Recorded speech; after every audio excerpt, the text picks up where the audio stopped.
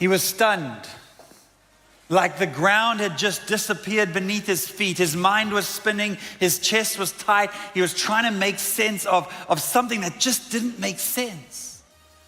It felt like a dream, but this wasn't a dream, this was real. You see, for 3 years, Thomas had been a disciple of Jesus.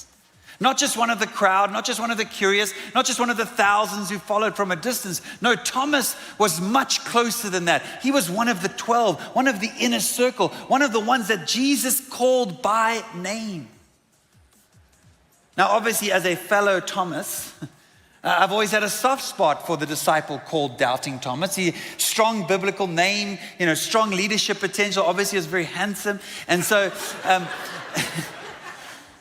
But seriously though, when Jesus called Thomas, something happened inside of him that he couldn't quite fully explain or articulate or map out or rationalize. But when Jesus, the rabbi, locked eyes with Thomas and said, "Follow me," there was something in him that said yes. And that yes cost him everything. He walked away from his life, his security, his career, his family, his future as he had imagined it, and he stepped into the unknown with Jesus. But it didn't take long, I imagine, for him to think, well, man, this is probably the best decision I ever made, because almost immediately, Thomas began to see things that he had never seen before. At a wedding where the wine ran out, awkward, embarrassing, socially devastating, in fact, and then Jesus steps in and he turns water into wine. And he saves the moment, saves the family, saves the day. And Thomas is standing there thinking, who is this man? And that was just the beginning, because over the next 3 years, it was miracle after miracle after miracle. Blind eyes being opened, paralyzed bodies walking, crowds gathering, lives changing, hope rising. And somewhere along the way in those 3 years, Thomas moved from curiosity to conviction, from interest to belief. And he came to a place where he didn't just follow Jesus, he believed in him. This is the one, he thought. This is the one that the prophets have been speaking about, the Messiah, the Son of God. Now, sure, there were doubters. There always are. The religious leaders, the Pharisees, they pushed back, they criticized, they labeled Jesus as a fraud, a false prophet. But Thomas, man, he was all in. This wasn't kind of a casual faith for him. This was a deep, committed, surrendered belief. But then in a moment, it all came crumbling down. Everything he knew or thought he knew, everything he had built his life on, everything he believed about Jesus came crashing down, because the same Jesus who healed the sick was arrested that night. The same Jesus who healed broken bodies had his own body beaten beyond recognition. And Thomas just stood there at a distance watching as Jesus carried his cross through the streets. He watched as they nailed him to it. Watched as he died. And something broke in him.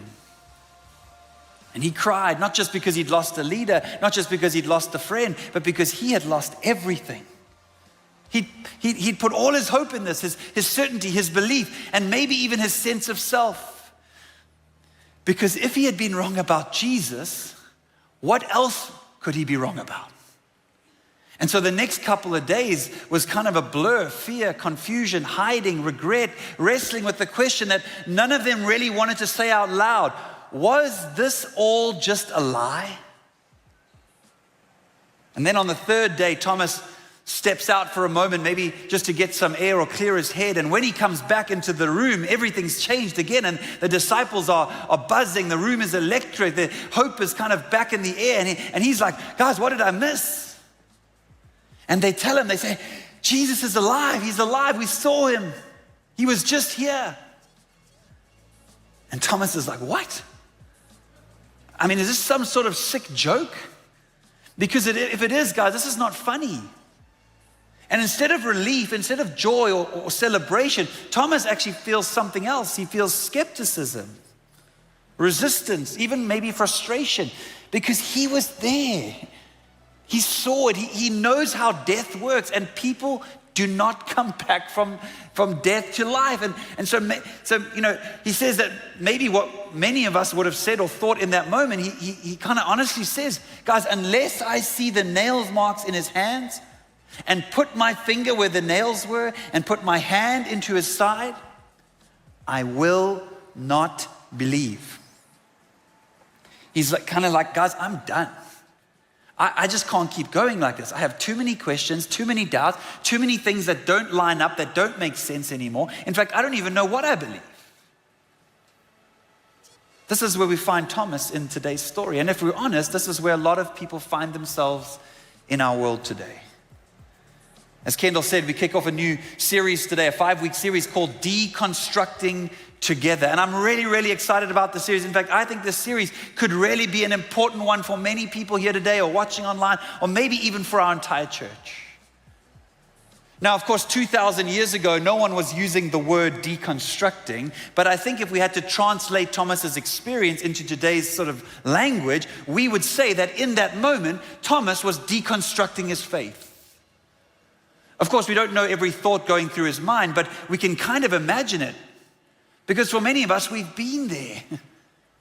Thomas was rethinking everything, reconsidering everything, reevaluating everything that he once believed to be true about Jesus.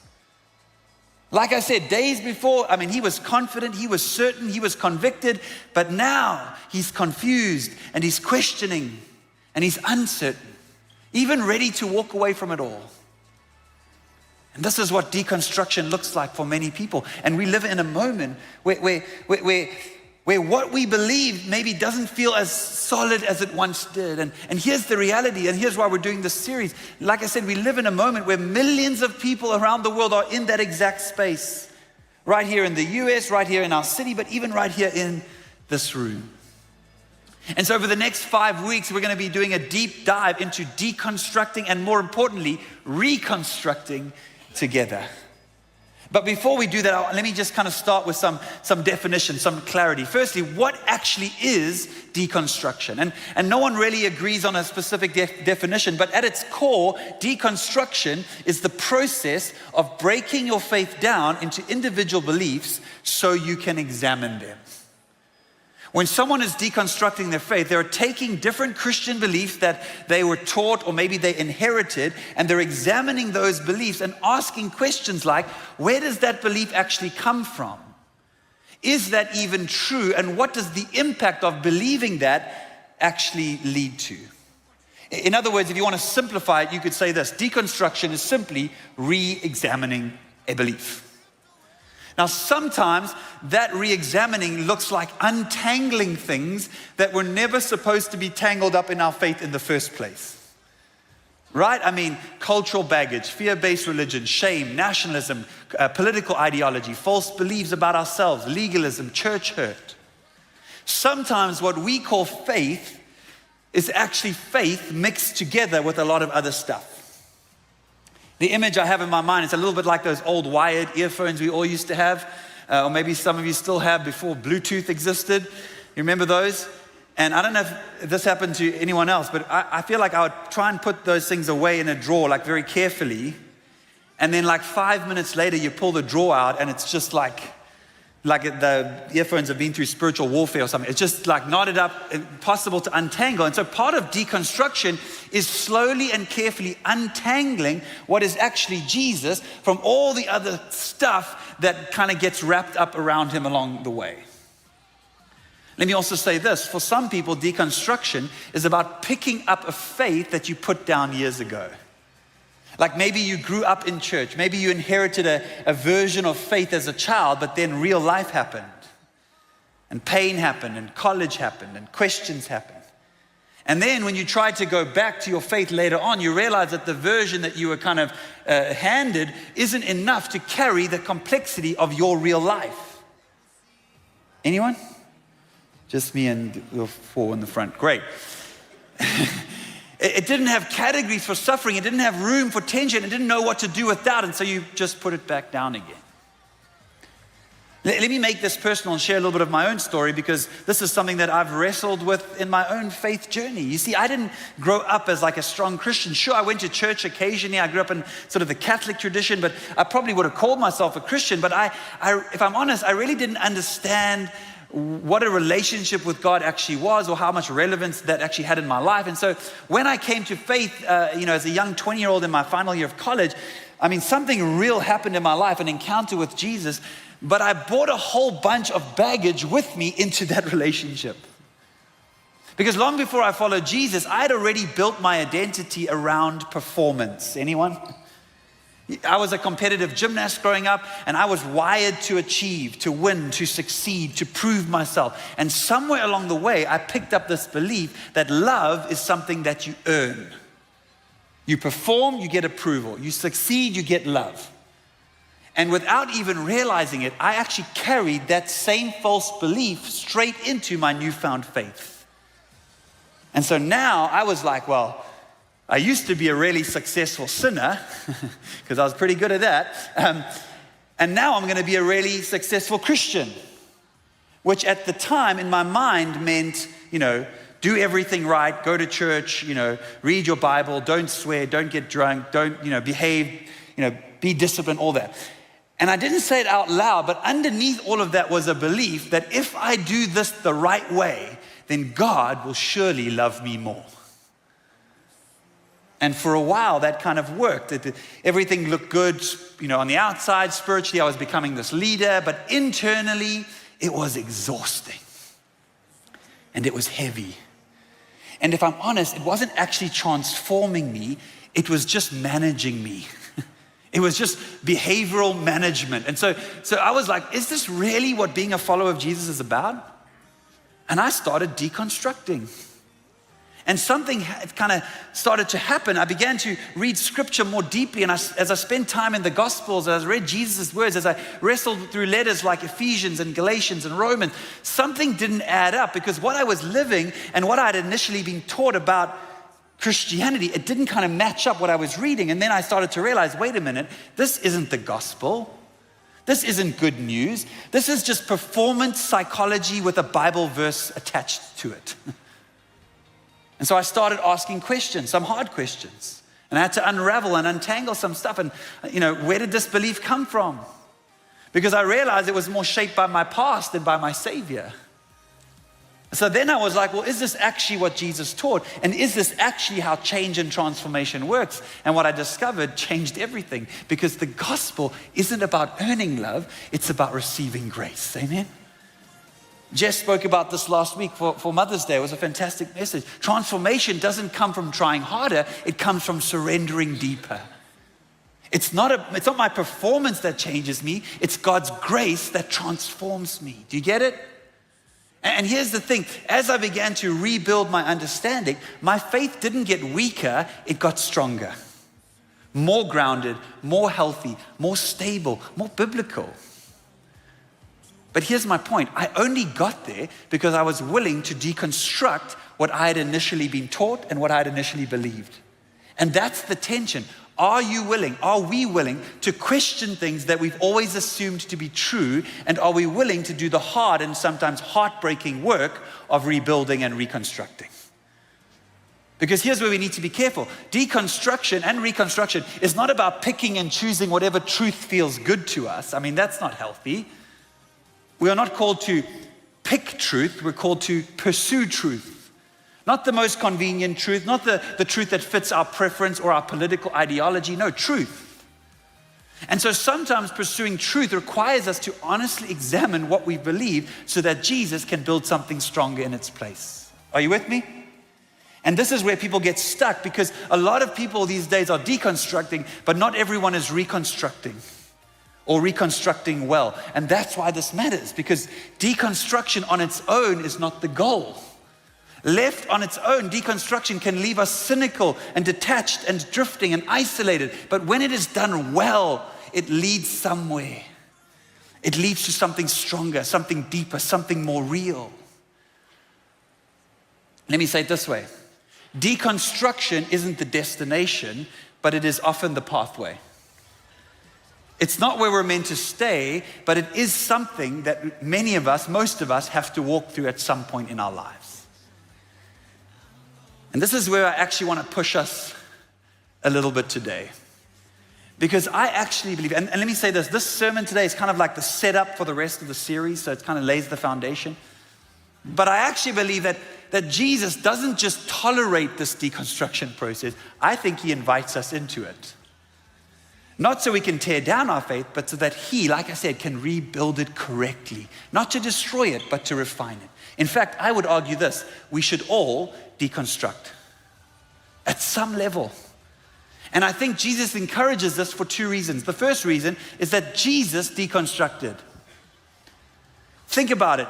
So often in Jesus' teaching, he would say things like this. He would say, "You have heard it said, but I say unto you." What is that? That's deconstruction language.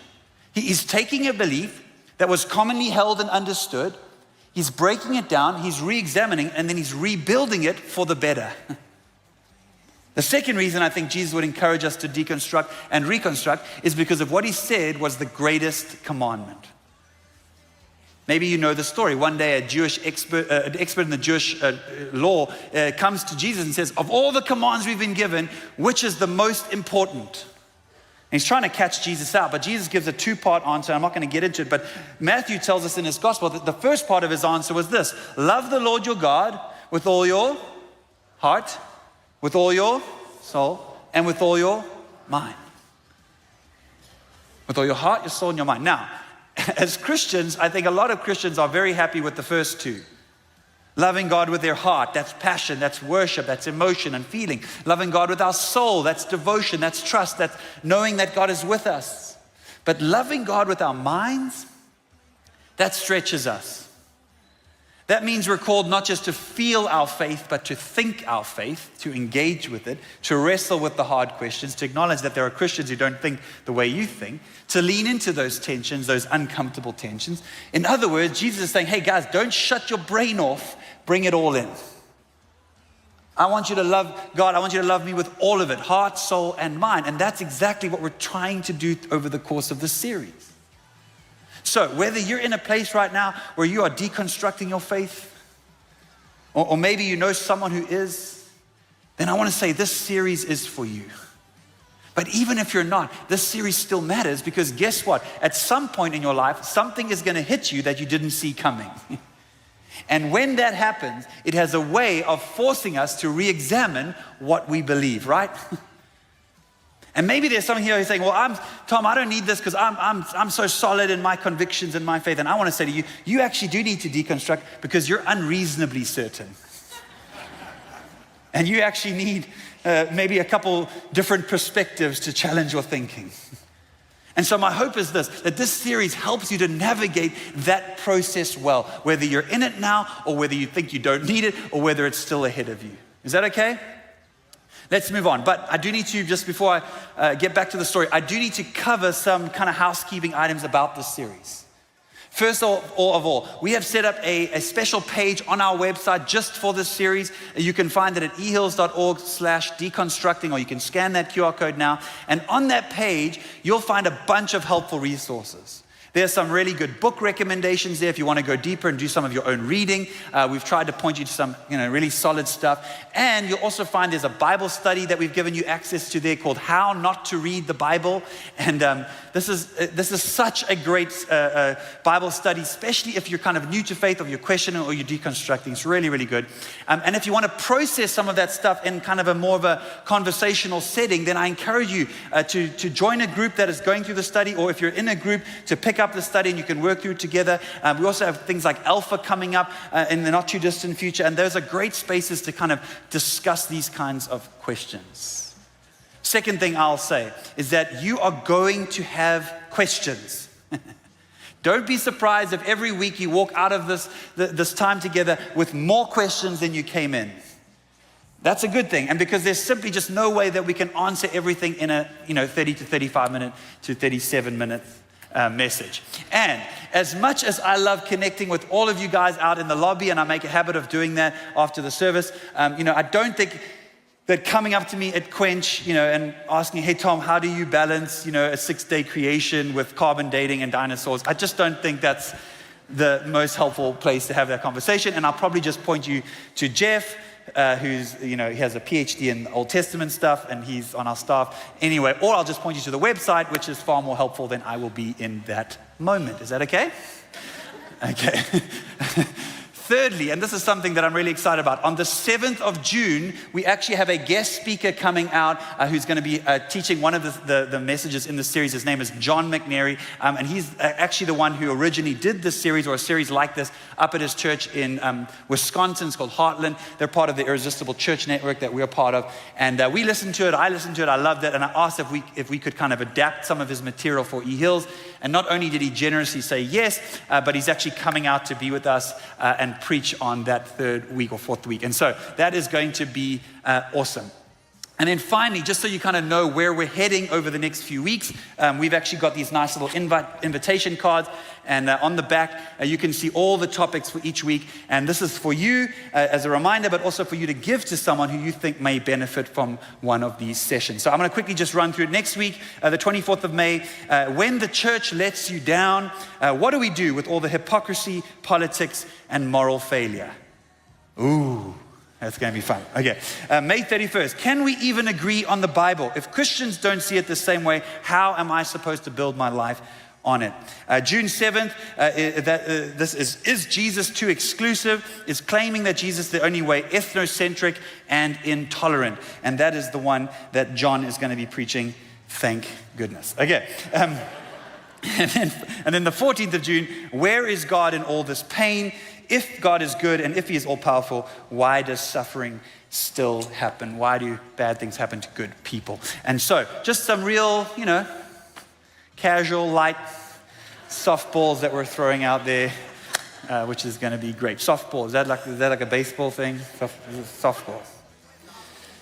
Bottom of the 9th. I don't know what it means, but anyway.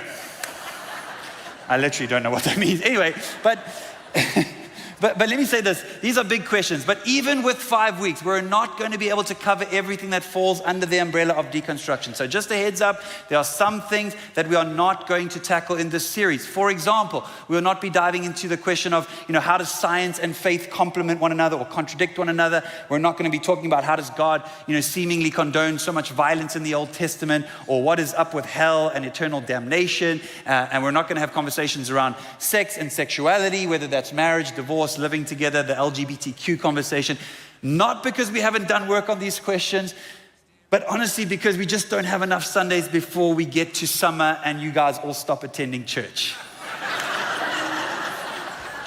And you laugh because it's true. Okay.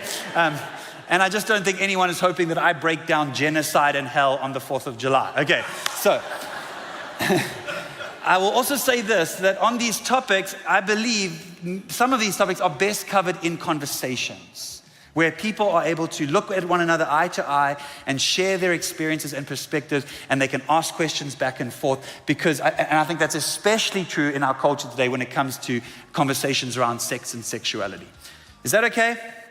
Okay, great. Now let's get back to our friend Doubting Thomas, because his story, in my mind, doesn't just describe deconstruction, but it shows us how to walk through it well. So here's where we left it. Head spinning, heartbroken, trying to make sense of what's just happened. The man he believed in, dead. The future he'd imagined, gone. And in that moment, Thomas begins to deconstruct. And so here's the first thing we need to know. I've got 3 things that we need to know about deconstruction. And the first one is this: no one is immune to it. I mean, think about Thomas. This isn't just some, random outsider. This is one of the 12 disciples. One of the inner circle, a man who'd walked with Jesus, talked with Jesus, witnessed miracle after miracle after miracle with his own eyes. And yet even he finds himself questioning everything. Which means, unfortunately for us, no amount of past experience, no amount of spiritual highs, no collection of answered prayers, no amount of concrete proof will remove every question that you and I will ever have on our journey of faith. If Thomas could wrestle, then so can we. And I'll tell you when that wrestle usually happens, when life throws us a curveball. Another baseball reference there, come on. America, okay. But that's actually the second thing we need to know about deconstruction, that life will introduce you to it. We don't have to go looking for it because it will find us.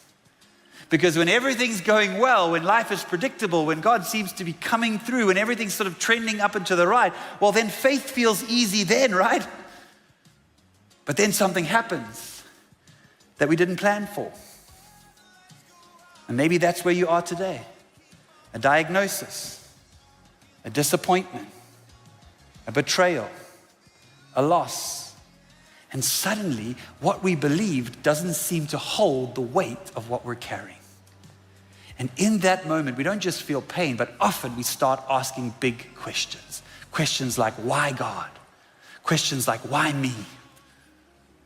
Think about Thomas. When everything was going to plan, Thomas was great. As long as Jesus' popularity was rising, as long as crowds kept gathering and miracles kept happening, Thomas felt confident and felt secure. But after Jesus was arrested, not so much. The Bible tells us the disciples scattered.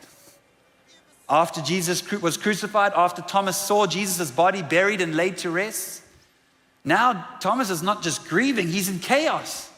He doesn't know what's real anymore. He doesn't know what to believe anymore. He doesn't know where to take his questions or if there will even be answers on the other side of them. And this is important for us because moments of disappointment with life often become moments of disappointment with God. And disappointment with God is the perfect soil, fertile soil for deconstruction to grow in. Which is exactly why the third point matters so much. Because when I find myself in that place, isolation will intensify it. You with me? No one is immune to it. Life will introduce you to it, and isolation will intensify it. That is deconstruction. You could say it like this: do not deconstruct alone. It is very dangerous. This one, in my opinion, might be the most important. And this is also where Thomas's example to us is so helpful. Because you see, Thomas, despite his doubts, get this, he didn't walk away from his community, from his people. He didn't isolate. He didn't disappear. He didn't say, well, guys, I'm glad you had that experience and you think you saw Jesus alive, but I don't believe that, and so I don't believe what you guys believe, and so I'm out. No, he stays. And perhaps even more powerful, the disciples let him stay. They don't kick him out. Oh, well, if you can't believe, you can't be with us. They make space for his questions. They make space for his doubts. They don't kick him out for not believing them or not having it all figured out. E-Hills, I hope that we are a community of people, a church just like that. A place where doubters and skeptics and the curious are welcomed, and not just welcomed. A place where you can belong before you believe. Thomas was welcomed, and he didn't self-select out either. He stayed in the room. Look at what John's gospel, what he writes in his gospel. He says, a week later, a whole week of wrestling, of uncertainty. A week later, his disciples were in the house again, and Thomas was with them. I'm going to continue on with the rest of the story in a second, but I don't want us to miss this important line. Thomas was with them. He was with his people. And that matters because you do not come out stronger on the other side of deconstruction by going it alone. Hello? You come out stronger by staying connected, by wrestling in community, by allowing other voices, other perspectives, other experiences to shape you, to hold you, to carry you. This is why I think Alpha is such a powerful experience. This is why we're calling this series Deconstructing Together. Wow, did you not get that? Okay. I thought it was on the screen. Because you and I were never meant to figure this out on our own. Now, just as a quick side note before we get back to the story, I've been reading this great book, or just finished this great book by Arthur Brooks. I love him as an author, and he wrote a book called The Meaning of Your Life. And in this book, he talks a lot about this idea of transcendence, this idea of, being part of, it's what gives our lives meaning. And this is true whether you call yourself a Christian or not, whether you call yourself religious or not. This idea of experiencing something beyond yourself. Now, for Arthur Brooks, this transcendence is rooted in his faith. He is a devout Catholic, even though, but he's also a social scientist. So it's interesting, he kind of mixes these things, and he makes this interesting observation where he says that religion is made up of three things: feelings, beliefs, and practices. And he says most of us that assume that it works in that order. You feel it, and then you believe it, and then you practice it. But he says, according to the research, it actually works the other way around. You practice it, and as you practice, your beliefs begin to shift. And as your beliefs begin to shift, your feelings tend to follow. In other words, you don't always have to believe in everything to begin engaging in something. Or I could say it like this: you don't have to understand everything before you believe in something or someone. Sometimes you step in first, and understanding comes later. And I love that, because it's just like science is aligning with what I said a moment ago, and what we always say around here at E-Hills, that you can belong before you believe. And so I wanted to mention that, because if you're here, or maybe you're watching online, and you wouldn't consider yourself a follower of Jesus or a Christian, you're not really sure what you believe, or maybe you say, I'm spiritual, but I'm kind of, not sure, I'm exploring. Firstly, we're so glad you're here. And secondly, I want to encourage you to keep coming. To arrive at church, to put your phone down for just an hour in your week, to listen to the songs, even if you don't have to sing along, but sit with the message with an open mind, engage in these practices that Christians have been doing for thousands of years, these ancient spiritual practices, because something might begin to open up in you, and you might begin to experience something transcendent beyond yourself, and that, even just purely according to science, can actually bring real meaning and purpose and joy to your life.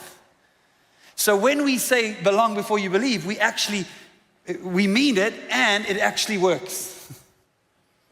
Okay, let's wrap this up, and let's head back to the story of Thomas one last time. Hit it, boys. No, I'm joking. Okay. They always sneak up like very... sorry. A week later, his disciples were in the house again, and Thomas was with them. And though the doors were locked, Jesus, the resurrected Jesus, came and stood among them and said, "Peace be with you." Some of you need to hear that today. Some of you need peace that only Jesus can give you. And then he said to Thomas, "Put your finger here. See my hands. Reach out your hand and put it into my side where I was pierced. Stop doubting and believe." And Thomas said to him, "My Lord and my God." And then Jesus said, "Because you have seen him and you have believed, blessed are those who have not seen and yet have believed." This, in my opinion, is one of the most powerful moments, interactions in all of Scripture. Just try to imagine it for a second. They're in the room again. Thomas is with them. The doors are locked. Fear and uncertainty are still there. And Jesus shows up. And I love that Jesus doesn't rebuke Thomas. He doesn't shame Thomas. He doesn't say, "Thomas, how dare you doubt? I mean, after all we've been through, after all you've seen me do." No, he steps towards him. He meets him right in the middle of his questions. He says, "Put your finger here. See where the nails pierced my hand. Reach out your hand. Put it into my side. Stop doubting and believe." This image behind me is a famous painting by the 18th century painter Caravaggio. It's one of my favorites. It's called The Incredulity of St. Thomas. And I've shown this before. I love this painting so much. It speaks to me so much. I actually had it tattooed on my arm. So there it is. You can see it. See there? When I flex, his eyes bulge. I'm joking. Okay. Okay. Why am I like this? Sorry. Okay. The people on the screens are having a hard time. Okay. What makes this painting so striking, so memorable, is the detail. Look at Jesus' hands. He is literally guiding Thomas's hands, almost pulling it towards his side, like he's not afraid of the questions, like he's not intimidated by the doubt or threatened by the need for evidence. In fact, you could say Jesus invites it. And it's in that moment when Thomas touches the wound, when his questions meet the reality of Jesus, that everything changes. Because look at how Thomas responds. My Lord and my God. His questions become worship. Guys, that is the beauty of deconstructing well. Because deconstruction isn't about tearing everything down. It's about discovering what was never stable to begin with. It's about realizing that some of the things that you thought were true or absolute were actually shaped by our experiences or our assumptions, our environments. And when we bring those unbelief, those lies, when those things to Jesus, he doesn't push us away. He meets us there and he helps us rebuild stronger, clearer, truer. Deconstruction on its own can lead to destruction. I've seen that. I've seen, a life of faith reduced to ashes. But when it is done with Jesus, when it is done in community, it leads to reconstruction. And when that happens, we do not lose our faith. We find a deeper one, a more resilient one, a more honest one, a more mature one. And that's exactly what happened to Thomas. You see, Thomas didn't go back to that kind of faith he had before. He stepped into something much bigger. In fact, history tells us that Thomas went on to take the message of Jesus far beyond the Roman world, all the way to what is now India, where he planted many churches, shared the gospel, and ultimately gave his life as a martyr for the faith. Think about that. The man who once said, I will not believe, became a man who gave everything because he did. That encounter didn't weaken his faith, it forged it. And that's what Jesus does. He doesn't just tolerate our questions, he invites them. And so E-Hills, that is my heart for you. That you wouldn't run from your questions, that you wouldn't hide from your doubts, but that you would bring them to Jesus and that we would walk through them together in community. And I don't often say this like from the platform, but I'm going to say this today. I really do hope that you will make it a priority to be here each week of this series as we deconstruct together. So if you're able, why don't you stand and we're going to sing one song together. And the song that we've chosen is called Make Room. And I chose this song because honestly, I can't think of a more fitting way to close today, because this is what the series is about. It's about making room for God, not just in our certainty, but in our questions. Trusting that Jesus is not afraid of our doubts, that he still meets people in rooms full of uncertainty. Trusting that he still moves towards people like Thomas, people like you and I. And so E-Hills, let's worship him together. Not because we have all the answers, not because everything's going great and we've figured everything out, but right here, right now, right in the middle of it. Let's sing together.